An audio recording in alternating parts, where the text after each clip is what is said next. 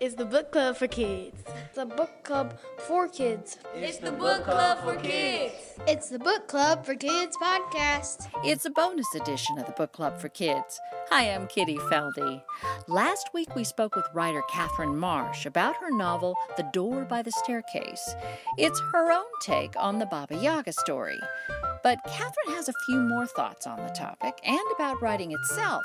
But let's begin with the role her son played in the creation of the book.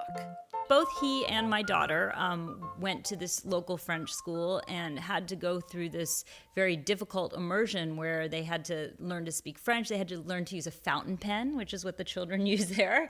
They had to get used to a lot of different cultural expectations. For example, the kids, even at the age of 4, my daughter went on a 2-day overnight class trip.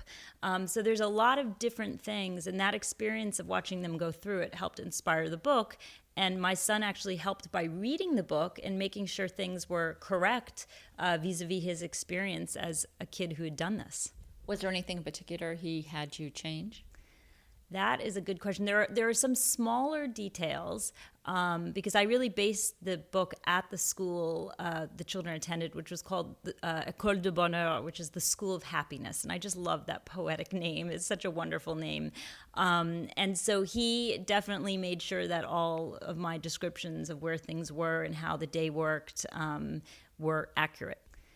So how did you stumble into writing? Oh, that's a hard one. I mean, I always liked to do fiction writing when I was, a teenager, and I became an English major, and then I was a journalist. And so I was always doing something around writing. And I stumbled into fiction writing partly because after September 11th, I was living in New York. I had experienced September 11th in New York. And and shortly after that, my grandmother, the Ukrainian one who helped raise me and inspired Door by the Staircase, she passed away.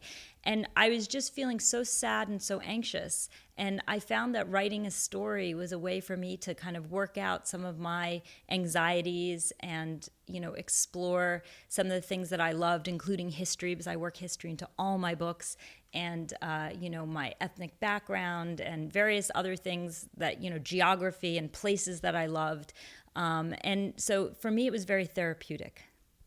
When you make that shift from being a journalist to being a fiction writer, there's some rules you have to set aside. Did you find that difficult? Yes, although I always did narrative. The type of journalism I did is I was a narrative feature journalist. So I was always telling stories even when I was using facts. And I still like to incorporate that. And with my latest book, with Nowhere Boy, it really is a highly reported and researched story. And I used a lot of those journalism tools by interviewing Syrian refugees, by interviewing as many people as I could in Belgium to give a sort of a verisimilitude and a real feeling of being there. Well, did you have to give yourself permission to then lie? Because that's what fiction is.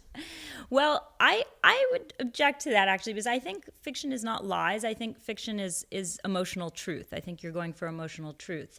And I think in that way, fiction can sometimes be even truer than life. And so I don't think of it as lying. I think of it as finding a story that's true and then, using details, and in the case of that book, a lot of real details that would bring it alive for a reader. What is your very best suggestion for a younger person who wants to write? Well, everybody says read, and I think that is probably what you're going to hear the most, and I agree with that. But the other thing I would say is to actually think about the things that frighten you the most and to start there. Because I think a lot of great writing comes out of dark places and comes out of fears and worries and things that you don't want to necessarily admit to other people. And if you start there, you'll find something that is really true. We have conversations with lots of other writers at our website, bookclubforkids.org. And that's also where you can hear our episode of Katherine Marsh's novel, The Door by the Staircase. This episode is funded in part by the D.C. Commission on the Arts and Humanities, an agency supported in part by the National Endowment for the Arts and by a grant from the Nora Roberts Foundation. We'll be back again next week with a brand new, full-length episode. I'm Kitty Feldy. Thanks again for listening.